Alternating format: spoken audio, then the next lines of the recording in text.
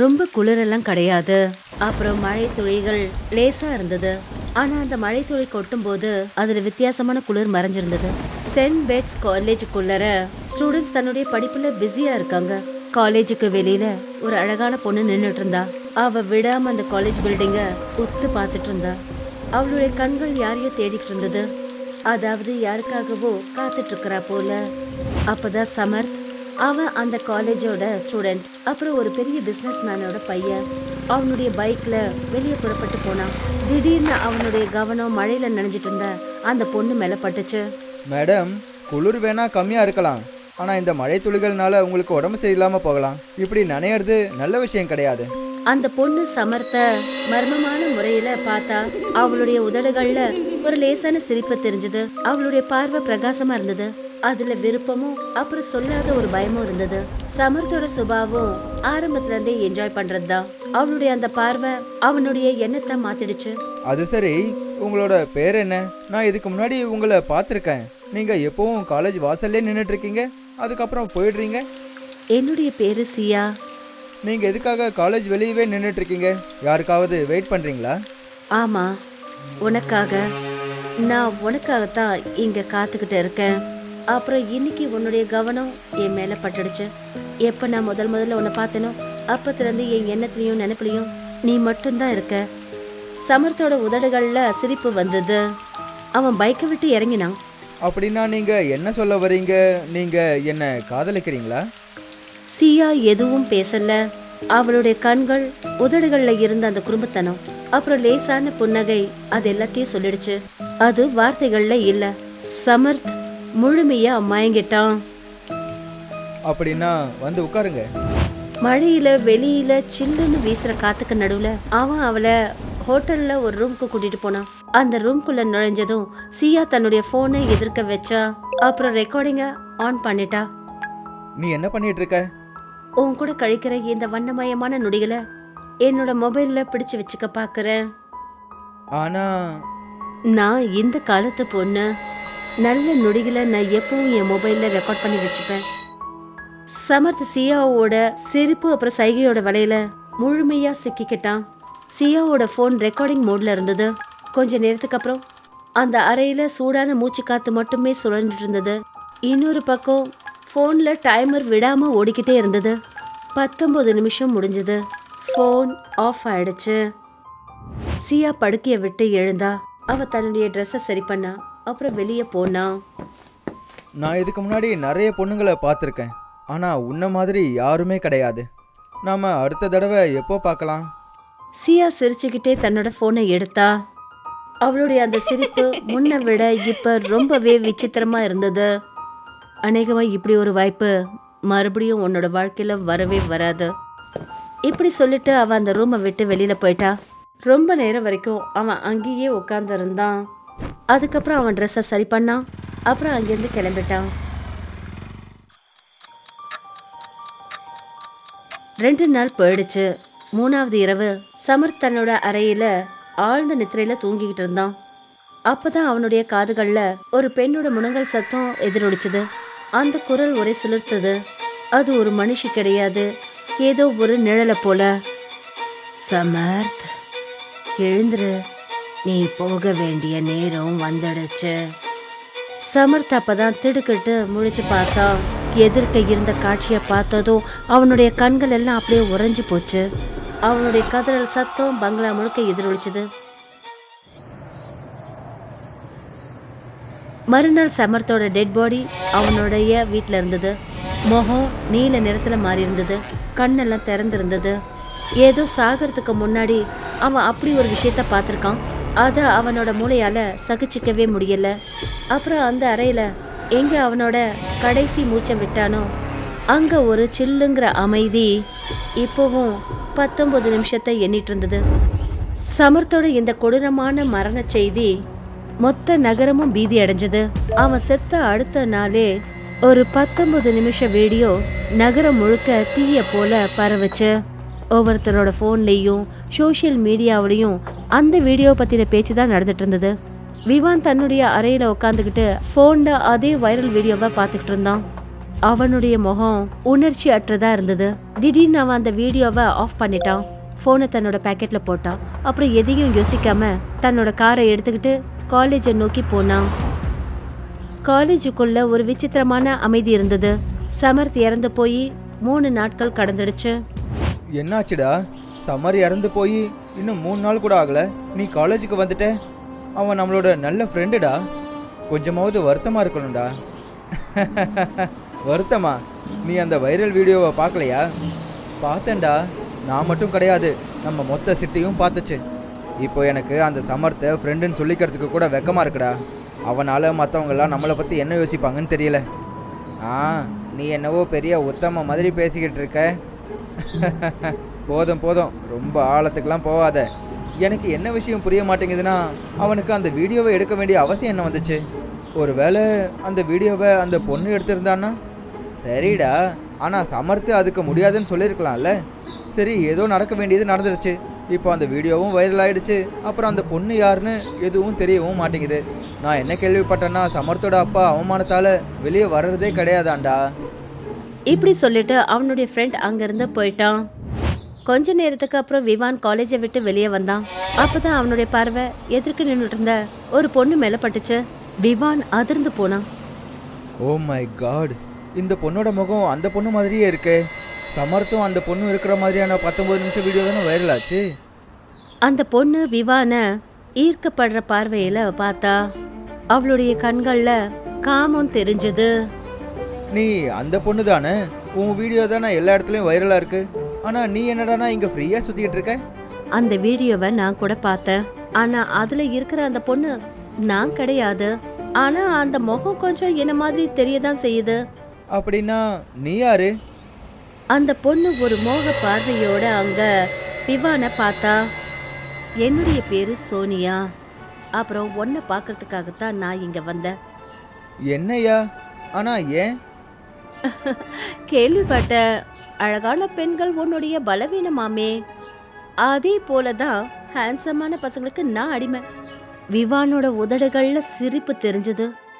அடேங்கப்பா, நீ அப்படியே ஏன் டைப்லயே இருக்கியே. அப்படின்னா நம்ம ஜோடி அட்டகாசமா இருக்கும். அப்புறம் இந்த மாதிரி விஷயங்கள் எல்லாரும் முன்னாடி எல்லாம் பண்ண முடியாது. இதுக்கு மேல நான் என்ன சொல்ல போறேன்னு உனக்கு புரிஞ்சு இருக்கும்னு நான் நம்புறேன். விவான் முழுமையா மயங்கிட்டான். நான் நல்ல விஷயத்த எப்பவும் தள்ளி போடவே மாட்டேன். என் காரு பக்கத்துல தான் இருக்கு, வா. கொஞ்ச நேரத்துக்கு அப்புறம் சோனியாவும் விவானும் ஒரு அழகான லாட்ஜ் ரூம்ல இருந்தாங்க. சோனியா தன்னுடைய போனை எடுத்தா. அப்புறம் ரெக்கார்டிங் மோட ஆன் பண்ணா. நீ இப்போ என்ன பண்ணிட்டு இருக்க? சோனியா விவானோட கையை பிடிச்சு தன் பக்கமா இழுத்தா. நான் ஒவ்வொருத்தரோட கழிக்கிற அந்த அற்புதமான தருணங்களை மொபைல்ல கைது பண்ணி வச்சுப்பேன். நீ எதுக்காக அப்படியெல்லாம் பண்ற? சோனியா அவனோட பேச்சை கட் பண்ற மாதிரி அவனுடைய உதடுகள்ல தன்னுடைய விரலை வச்சா. எல்லாத்தையும் மறந்துடு. அப்புறம் உன்னுடைய மைண்ட்ல என்ன மட்டும் வச்சுக்க. அறையில சூடான மூச்சு காத்து எதிரொலிச்சது. ரெக்கார்டிங் ஸ்டார்ட் ஆயிடுச்சு. போன்ல டைமர் ஓடிக்கிட்டு இருந்தது. 19 நிமிஷம் முடிஞ்சதுமே ரெக்கார்டிங் ஆஃப் ஆயிடுச்சு. சோனியா படுக்கையை விட்டு எழுந்தா. தன்னுடைய உடைகளை சரி பண்ணா. நான் சொல்றத நம்பு. நான் நிறைய பொண்ணுங்களை மீட் பண்ணிருக்கேன். ஆனா உன்கிட்ட இருக்கிற விஷயம் அவங்க கிட்ட கிடையாது. சோனியா சிரிப்போட அந்த போனை எடுத்து பர்ஸ்ல வச்சா. அவ எதுவும் பேசாம அந்த அறையை விட்டு வெளியே போனா. 2 நாள் கடந்துடுச்சு. 3வது இரவு விவான் தன்னுடைய அறையில ஆழ்ந்த நித்திரையில இருந்தான். அப்பதான் அவனுடைய காதுகள்ல ஒரு பயங்கரமான பெண்ணோட கத்துற சத்தம் கேட்டுச்சு. விவான்! விவான் திடுக்கிட்டு கண்ணு முழிச்சான். எதிர்க்க இருந்த காட்சியை பார்த்ததும் அவனுடைய இதயமே நடுங்க ஆரம்பிச்சது. அவனுக்கு முன்னாடி அதே பொண்ணு நின்றுட்டு இருந்தா. ஆனா இந்த முறை அவளோட முகம் விகாரமா இருந்தது. கண்ணெல்லாம் சிவப்பா இருந்தது. ஒரு பயங்கரமான சிரிப்பு இருந்தது. அவளை பார்த்ததுமே விவானோட கண்கள் அப்படியே பயத்துல உறைஞ்சு போயிடுச்சு. அப்புறம் விவானோட கத்துற சத்தம் அந்த பங்களா மொத்தமும் எதிரொலிச்சுது.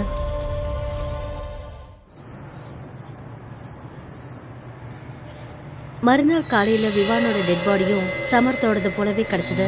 உடம்புல எந்த ஒரு காயமும் கிடையாது. ஆனா முகத்துல நிறைஞ்சிருந்த பயம் எல்லாரையுமே உலுக்கிடுச்சு. மறுபடியும் மொத்த நகரமும் பீதிக்குள்ளாச்சு. அப்புறம் மறுநாளே விவான் சோனியாவோட 19 நிமிஷம் வீடியோவும் வைரல் ஆயிடுச்சு. அதாவது மரணத்துக்கு முன்னாடி 19 நிமிஷம் இப்போ ஒரு சாபமா மாறிடுச்சு.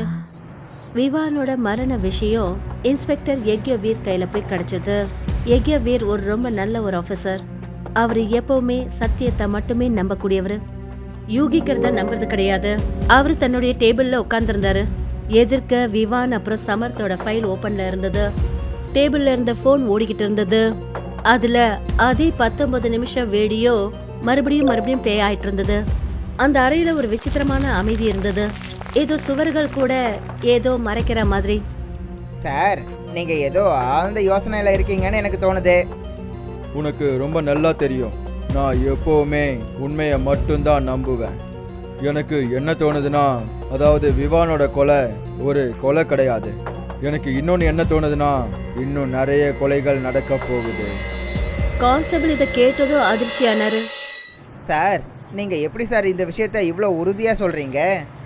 அந்த 19 நிமிஷம் வீடியோ 2லையும் ஒரு பொண்ணு தெரியுறாள்ல, அது ஒரே பொண்ணு தான். அவ தான் வேற வேற பசங்க கூட இந்த வீடியோவை எடுத்திருக்கா. அதுக்கப்புறம் கொஞ்ச நாள்லயே அந்த பசங்களும் இறந்து போயிடுறானுங்க. எனக்கு முதல்ல அந்த பொண்ணை பற்றின எல்லா டீட்டெயில்ஸும் முழுசாக தெரியணும். எவ்வளோ சீக்கிரம் முடியுதோ எனக்கு அவளோட டீட்டெயில்ஸ் வேணும். கான்ஸ்டபிள் உடனே அங்கிருந்து போனாரு. சாயந்தரம் கான்ஸ்டபிள் திரும்பி வந்தாரு. அவருடைய முகமே ஏதோ ஒரு மாதிரி இருந்தது. சார், நான் எடுத்துட்டு வந்திருக்கிற தகவல்களை கேட்டா கண்டிப்பா நீங்களும் நம்ப மாட்டீங்கன்னு தோணுது சார். இன்ஸ்பெக்டர் யக்யவீர் அதிர்ந்து போனாரு. நீ இப்போ என்ன சொல்ல வர? சார், வீடியோவில் தெரியுற அந்த பொண்ணு இருக்கால்ல சார், அந்த பொண்ணோட பேரு திஷா.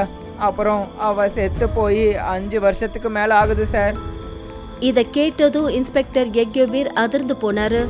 நீ என்ன உளறிட்டு இருக்க? சார், நான் ஒன்றும் உளரல சார். உங்களுக்கு நம்பிக்கை இல்லைன்னா 5 வருஷத்துக்கு முன்னாடி காணாம போன திஷான்ற பொண்ணை பற்றி தெரிஞ்சுக்கோங்க. அப்போ உங்களுக்கே தெரியும் சார். முதல்ல அவ காணாம போயிட்டா, அதுக்கப்புறமா அவளோட டெட் பாடி கிடைச்சிது. இதை சொல்லிட்டு கான்ஸ்டபிள் அந்த இடத்த விட்டு போயிட்டாரு.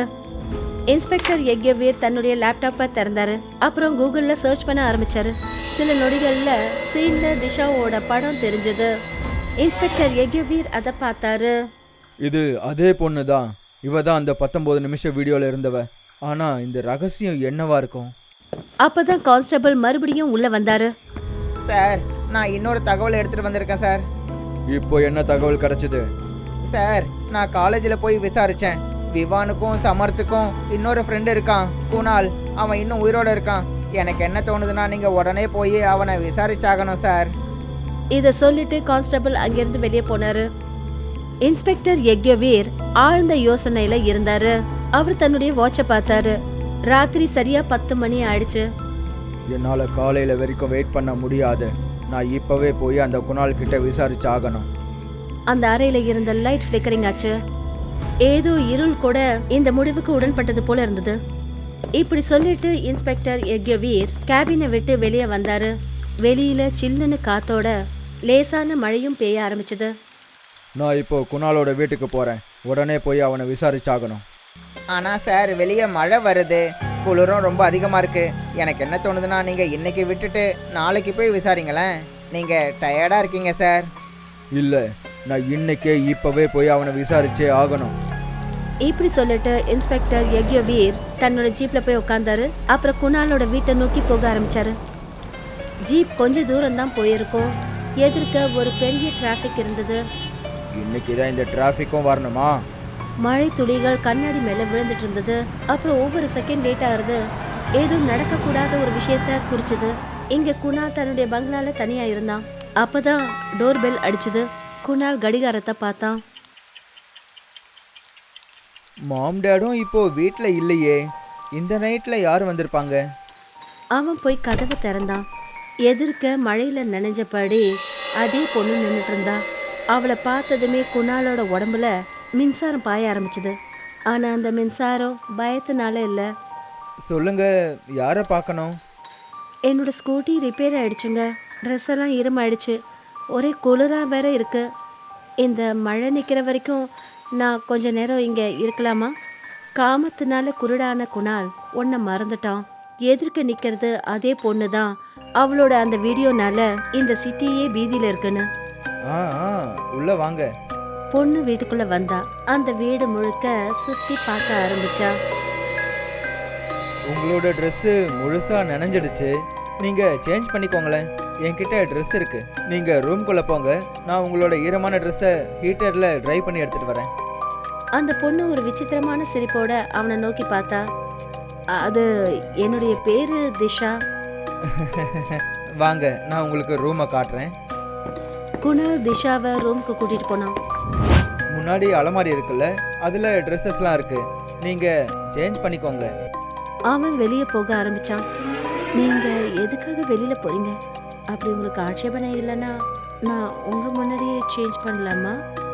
குணாலோட கண்கள்ல ஏதோ ஒளிர் வீசினா மாதிரி ஆயிடுச்சு. ஆ கண்டிப்பா. அடுத்த நொடியே திஷா அவனை கட்டிப்பிடிச்சா. அப்புறம் அறையில திஷாவோட விளையாட்டு மறுபடியும் ஒரு முறை ஆரம்பிச்சது. திஷா மறுபடியும் தன்னுடைய போனை எடுத்தா.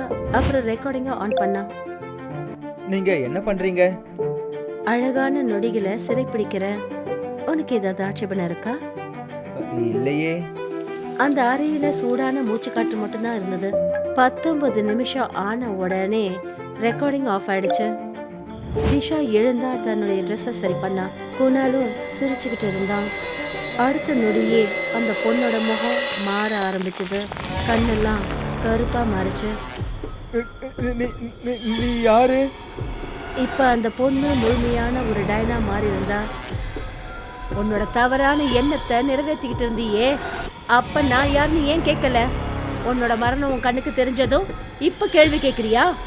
அந்த சமயம் தான் இன்ஸ்பெக்டர் யக்யவி பங்களா கிட்ட வந்து சேர்ந்தாரு. மெயின் டோர் திறந்திருந்ததை பார்த்து அவர் அதிர்ச்சி ஆனாரு.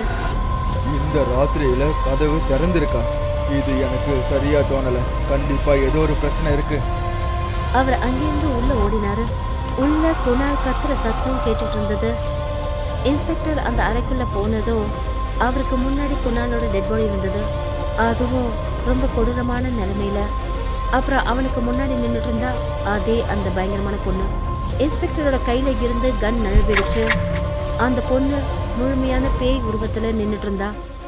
எனக்கு தெரியும் உன்னோட மனசுல நிறைய கேள்விகள் இருக்குன்னு. பயப்படாத, நான் உன்னை ஒன்றும் பண்ண மாட்டேன். நான் கொன்ன அந்த 3 பேரோட உண்மை என்னங்கிறத நீயும் தெரிஞ்சுக்கணும். அப்புறம் நீ இந்த உண்மையை உலகத்துக்கு சொல்லி ஆகணும். அவ கண்கள்ல இருந்து கண்ணீர் கொட்ட ஆரம்பிச்சது. இவங்க 3 பேருக்கும் அவனுங்களோட அப்பனுங்க செஞ்ச பாவத்துக்கான தண்டனையை கொடுத்தேன். இப்ப மொபைலை எடு, எல்லாத்தையும் ரெக்கார்ட் பண்ணு. பயந்துகிட்டே இன்ஸ்பெக்டர் யக்யவீர் போனை எடுத்தாரு. அப்புறம் ரெக்கார்டிங்கை ஆன் பண்ணாரு.